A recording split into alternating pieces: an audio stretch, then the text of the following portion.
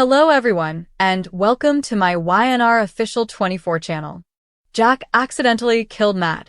Victor has the videotape clip as substantiation. In a shocking twist that sends tumblers through Genoa City, fate takes a dark and unrecoverable turn when Jack Abbott, the man who has spent his life trying to cover his family and save his moral compass, becomes the center of an inenumerable tragedy that no quantum of plutocrat, power, or remorse can undo, because on a rain-soaked night thick with pressure and implied pitfalls, Jack confronts Matt in an abandoned storehouse on the edge of city, a place formerly heavy with secrets, where the fluttering lights and echoing steps fail to advise that commodity terrible is about to be, and what begins as a hopeless attempt by Jack to force Matt to confess his part in a dangerous scheme spirals out of control when Matt,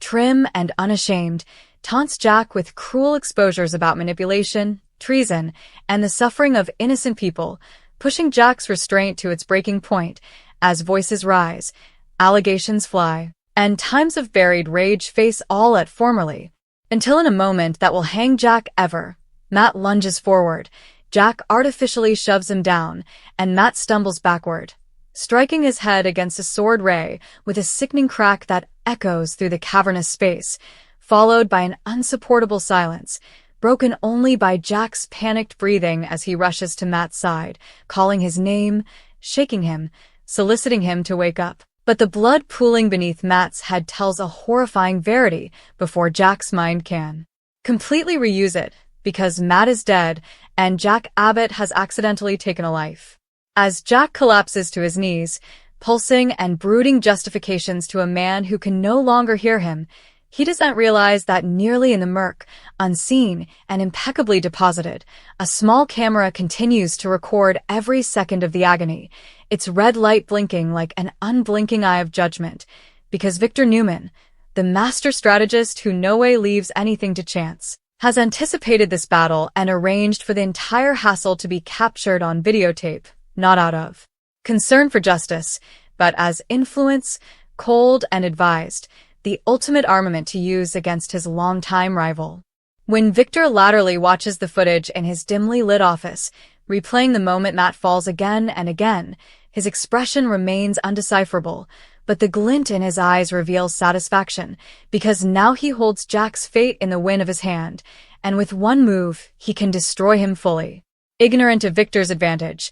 Jack stumbles out of the storehouse in shock, his clothes stained, his soul shattered. And from that moment on, his world begins to unravel, as guilt consumes him and every familiar face becomes a memorial of what he has done, while agonies renewal the fatal moment over and over, leaving him unfit to sleep, unfit to suppose, and slightly suitable to hold himself together in front of his family, especially Kyle, whose trust Jack fears he has lost ever if the verity ever comes out. Meanwhile, rumors swirl through Genoa City when Matt suddenly disappears, and questions arise that no bone can fluently answer, drawing the attention of Chance and the police, who begin to smell that this is no ordinary missing person case, while Phyllis, ever perceptive, notices Jack's erratic jest and haunted expression, suspecting that he's caching commodity ruinous. Indeed, as she tries to cover him from scrutiny,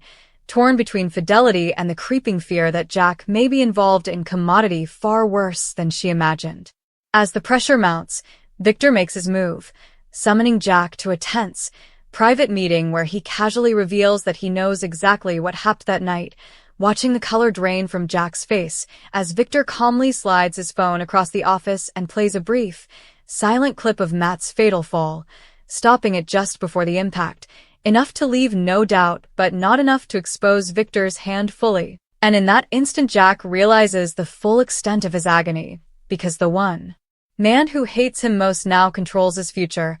offering him a cruel choice: misbehave with Victor's demands, step away in crucial business battles, and do exactly as he's told, or watch the videotape go straight to the authorities, destroying not only Jack's life, but the lives of everyone he loves. Jack is torn piecemeal by the claim, knowing that accepting Victor's blackmail means immolating his integrity and conceivably the future of Jabot, while refusing could land him in captivity for a crime he no way intended to commit, and as he struggles with the decision, Victor relishes the power dynamic, savoring the irony that Jack's own sense of justice has come his topmost weakness. The fallout spreads snappily. As Nikki senses Victor is hiding commodity dangerous, Sharon feels a shift in the emotional balance of the city, and Adam, ever the wild card, begins to suspect that his father is orchestrating commodity far more minatory than a typical commercial takedown, while Chance elevation closer to the verity, following subtle inconsistencies that lead him dangerously near to Jack. As days turn into weeks, Jack's internal state deteriorates, his guilt manifesting in reckless opinions and emotional outbursts, and during a heated argument with Kyle, Jack nearly confesses everything, stopping himself at the last alternate, realizing that once the words are spoken, there's no turning back, yet the weight of the secret becomes unsupportable, pushing Jack to consider turning himself in just to end the torment, until Victor reminds him, with nipping calm, that concession would also expose others. Victor is prepared to interlace, widening the blast compass of the reproach and icing maximum desolation. In a final, gut-wrenching twist, Victor leaks just enough information to keep Jack trapped, anonymous tips that keep the police circling without chancing concrete evidence, while the videotape remains locked down, a ticking time lemon that could explode at any moment, and as the walls near in, Jack is forced to defy the reality that one accidental moment has reshaped his fortune ever, turning him from reputed primogenitor to a man living on espoused time, while Victor Newman stands victorious, holding the ultimate substantiation and proving formally again that in Genoa City, power always comes at a terrible price, and occasionally the most shocking crimes aren't committed out of abomination, but out of a single, unrecoverable mistake that changes everything. The agony only deepens from there, because formerly Victor secures his influence. He doesn't rush to use it outright. Rather, he lets it mold like an infection in Jack's mind, reminding him in subtle, merciless ways that every step he takes, every deal he signs, every word he speaks is now under Victor Newman's unnoticeable surveillance. And this cerebral warfare proves far more ruinous than any public exposure ever could, as Jack begins to feel like a ghost in his own life, walking through Jabot's halls while workers brood about his distracted regard, his pulsing hands, and the unforeseen sharpness in his temper, ignorant that he's replaying the same horrifying image in his head over and over again, Matt's eyes widening in shock, the dull thud of his body hitting the bottom, and the blood that Jack cannot drop from his heart no matter how numerous times he washes his hands. Victor, meanwhile, uses the videotape strategically, swinging it like a blade above Jack's head whenever accommodations stall, forcing Jack to abandon crucial accessions, sabotage his own abetas, and make opinions that sluggishly erode the company he spent his life structure. And as the balance of power shifts, the rest of Genoa City senses commodity is terribly wrong, because Jack Abbott is no longer fighting back, no longer matching Victor's ruthlessness with his own cunning, but rather retreating, compromising, and surrendering ground in ways that feel unnatural and intimidating. Phyllis confronts him late one night at the Abbott manse, her voice sharp with frustration and fear as she demands to know why he's letting Victor win, why he looks like a man formerly serving a captivity judgment, and Jack nearly breaks under her aspect, his eyes filling with gashes as he struggles to explain without saying the one thing that would destroy everything. And though Phyllis doesn't know the verity, she knows Jack well enough to fake guilt when she sees it, a heavy, suffocating guilt that points to commodity far darker than business losses. At the same time, Chance's disquisition intensifies as new substantiation shells around Matt's exposure, including a business camera that places Jack's auto near the storehouse on the night Matt dissolved, a detail that sends a bite through Jack's modes when Chance casually mentions it during an else routine discussion, egging Jack to realize just how fragile Victor's hold truly is. Because if the police uncover enough particular substantiation on their own, the videotape may come gratuitous, and Jack's fate could be sealed anyhow of Victor's intentions. Victor is completely apprehensive of this threat, of course, and rather than pulling back, he leans in harder, manipulating the disquisition from the murk, wooing deceiving tips, turning dubitation toward other players, and icing that Jack remains the high suspect without ever relatively crossing the line into an arrest, savoring the slow torture as Jack exists in a state of constant dread, no way knowing if each knock at the door will be the police coming to take him down. Nikki grows decreasingly disturbed by Victor's preoccupation, noticing his late nights, his cryptic phone calls, and the cold satisfaction he slightly conceals, and when she presses him for answers, Victor deflects with half-trueness, claiming he's simply guarding the family, but Nikki senses there's blood on his hands indeed if he didn't unmask it himself. And her apprehension deepens when she catches a regard of the videotape train on Victor's tablet one evening, the broke image of Jack standing over Matt's departed body burning itself into her memory, forcing her to defy the reality that Victor is holding a man's life hostage for his own gain. Adam, too, begins to connect the blotches, his instincts stoned by times of being both victim and abettor to Victor's schemes, and when he realizes the extent of Victor's influence, he sees an occasion as well as a peril, meaning whether exposing the verity could eventually break Victor's stranglehold on everyone around him. Indeed, as he wrestles with the knowledge that doing so would also destroy Jack and shoot shockwaves through the lives of people who do and earn to be contributory. Damage. As Jack's internal health continues to deteriorate, his agonies bleed into his waking hours, causing him to hallucinate Matt's voice criminating him, condemning him, asking why Jack didn't try harder to save him, and during one particularly ruinous occasion, Jack collapses in his office, egging Kyle to rush to his side, fear etched across his face as he begs his father to tell him what's wrong. And in that moment Jack realizes the true cost of his silence, because every day he keeps this secret, he's not only guarding himself but also betraying his son by shutting him out and lying to his face. The strain eventually becomes unsupportable when Chance announces a major development in the case, revealing that a substantiation has come forward claiming to have seen Jack arguing with Matt shortly before his exposure, a statement that may not be entirely accurate, but is close enough to the verity to shoot Jack into full-bloated fear, as he realizes the walls are closing in faster than Victor anticipated, and that the videotape could soon shift from influence to substantiation, whether Victor wants it to or not. In a hopeless attempt to recapture control, Jack confronts Victor, formerly Moore, their showdown creaking with decades of resentment and contest as Jack demands that Victor either turn him in or destroy the footage, refusing to live another day under the constant trouble of exposure. But Victor responds with nipping countenance, reminding Jack that the law doesn't watch about accidents or intentions when a man is dead, and that Jack's moral agony is precisely what makes him so easy to control, because Victor understands more than anyone that guilt is the most important armament of all. Unknown to both men, still, Nikki's heart eventually pushes her to act, and she intimately clones the videotape train, doubtful whether she intends to expose it, destroy it, or hold it as insurance. But knowing that leaving it solely in Victor's hands is no longer an option she can live with, and this single decision sets off a chain response that threatens to upend everything. Because formerly secrets start moving beyond Victor's control, they come unpredictable, changeable, and able of destroying indeed the most precisely constructed plans. As rumors consolidate and alliances shift, Genoa City becomes a grease-paint cask of dubitation and fear, with everyone seeing that a massive reckoning is imminent, and when Jack eventually decides that he can no longer allow Victor to mandate his fate,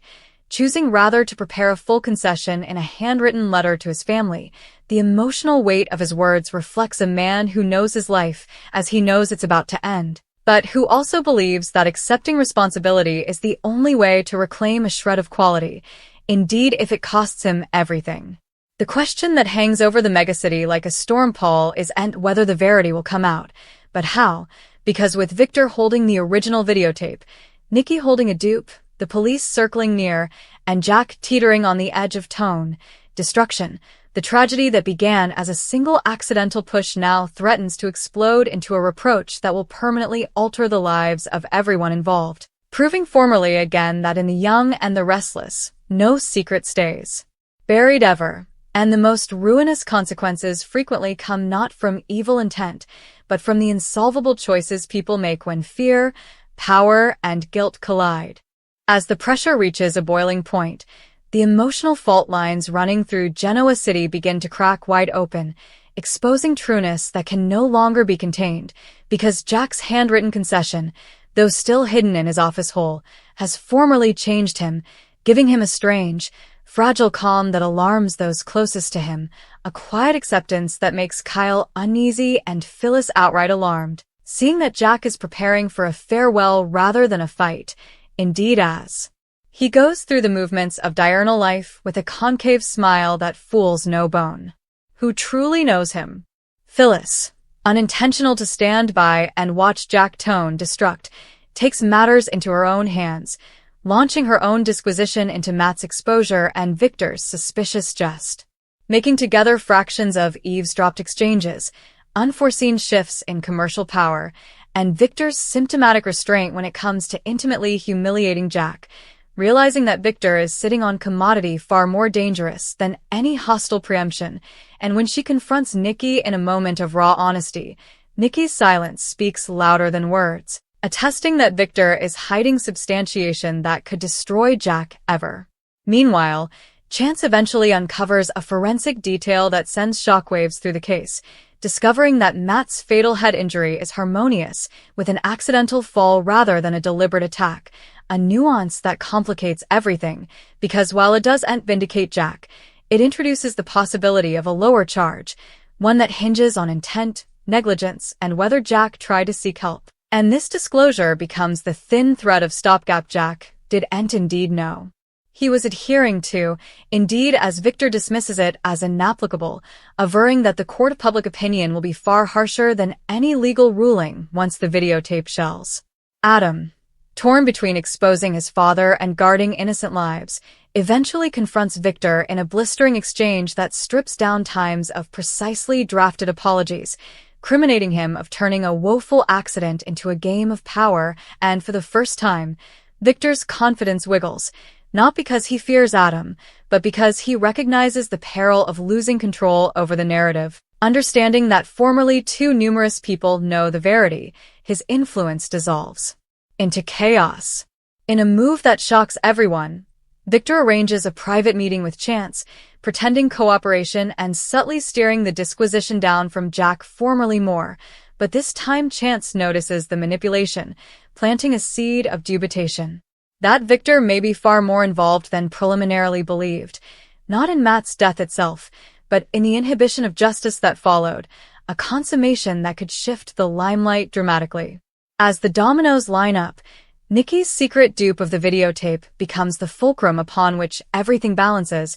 and after an insomniac night visited by the image of Jack kneeling beside Matt's body, she makes a decision that terrifies her further than any of Victor's wrath ever could, still arranging for the videotape to be delivered anonymously to Chance, accompanied by a note that frames the incident as an accident born of battle rather than malignancy, hoping that verity, formerly freed from manipulation, will speak for itself. When Chance receives the footage, the impact is immediate and profound, because while the videotape confirms Jack's presence and the fatal moment, it also easily shows Jack's shock, his immediate attempt to revive Matt, and his visible fear, details that complicate any attempt to paint him as a cold, thoroughbred killer, forcing Chance to defy the moral Argentine area at the heart of the case, and pushing him to act snappily before the substantiation can be buried or twisted further. Jack learns of the videotape's actuality outside Victor's control when Chance arrives at the Abbott manse with a leave, and in that moment,